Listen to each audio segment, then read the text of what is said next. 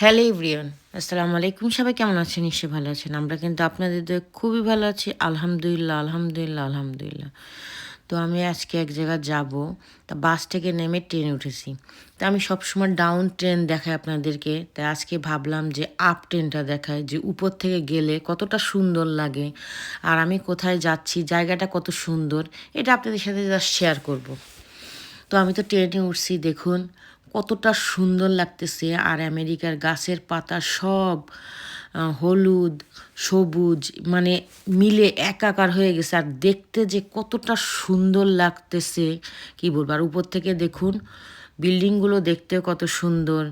নিচে রোড যাচ্ছে, আমার বেশ ভালো লাগে উপর থেকে যেতে। আমি যে এরিয়াটা আসছি দেখুন, নেমেছি, নামার পরে আমি রাস্তা পার হচ্ছি।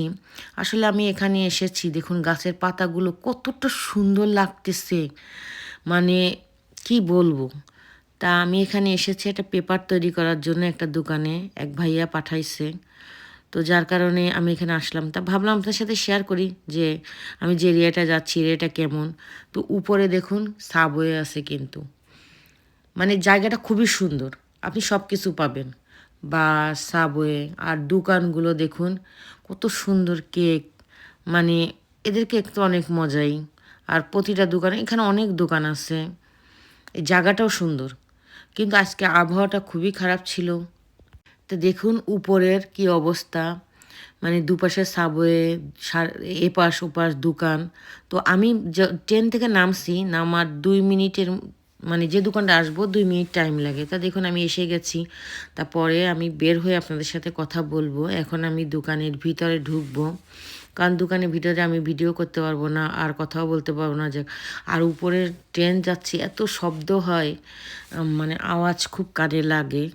তারপরে তো এখন আমি বের হয়ে গেছি আমার কাজ করে। বের হয়ে এখন দেখি আশেপাশে কোথাও জব খুঁজবো। মানে আমি আমার বাসা থেকে এখানে আসতে 1 ঘন্টা লাগে। তো এখানে যদি একটা জব পাওয়া যায় তাহলে ভালো হবে। দেখুন আবারও উপর থেকে ট্রেন যাচ্ছে। আর বাংলাদেশে তো মনে করেন যখন ট্রেনে চড়তাম ছোটোবেলায়, তখন এই যে একটা ঝকঝক ঝকঝক ট্রেনের একটা আওয়াজ, এটা মুগ্ধ করার মতো। তো এখানে তো আর ঝকঝক ঝকঝক করে না, এটা শব্দটা অনেক হার্ড। যাই হোক, তারপরে তো আমি আশেপাশে দেখুন, মানে দেখতেছি কি অবস্থা। নতুন জায়গায় আসছি, একটু ঘুরে গাড়ি না দেখলে কেমন লাগে। তো ঘুরতেছি আর দেখি কোথাও জবের ব্যবস্থা করা যায় কি না।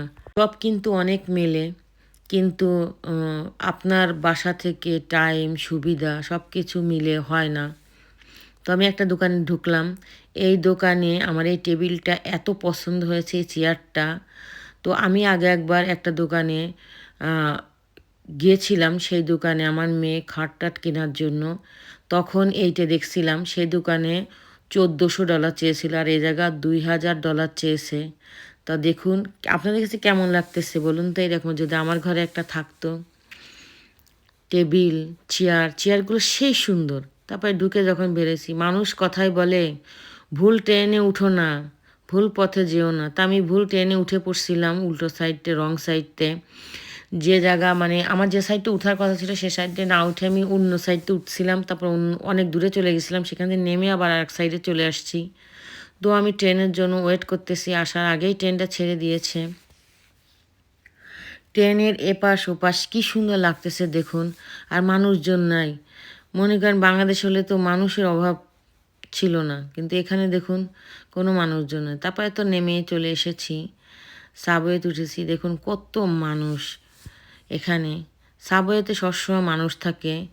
আর একটা সুবিধা আছে কিন্তু সাবওয়েতে, জানেন, এক টিকিটে আপনি হাজারটা, ওখানে যতগুলো ট্রেনে উঠতে চান উঠতে পারবেন, আপনার আর টাকা লাগবে না ওই এক টিকিটে। একবার ভিতরে ঢুকতে পারলে মনে করেন আপনি যতগুলো ট্রেনে চড়তে পারবেন, কোনো সমস্যা। আর বের হয়ে গেলে আর ট্রেনে চড়া যাবে না। তো আমার তো বের হয়ে গেছি, বের হয়ে আমি এখন বাসের জন্য যাব। তো দেখুন কি সুন্দর লাগতেছে সাবওয়ের ভিতরটা। তারপরে তো আমি নেমে এখন বাসের জন্য যাব। তা ভালো লাগতেছিল। এখানে দেখুন লোকজন অনেক। তারপরে সেখান থেকে আমি সাবওয়ে থেকে বের হয়ে বাসে উঠে বাসায় চলে যাচ্ছি। জানি না আপনাদের কাছে আমার এই ভিডিও কেমন লেগেছে। যদি ভালো লেগে থাকে একটু ফলো করবেন, একটু শেয়ার করে দিবেন। তো আজকে এ পর্যন্ত। সবাই ভালো থাকবেন, সুস্থ থাকবেন। আল্লাহ হাফেজ। আসসালামু আলাইকুম।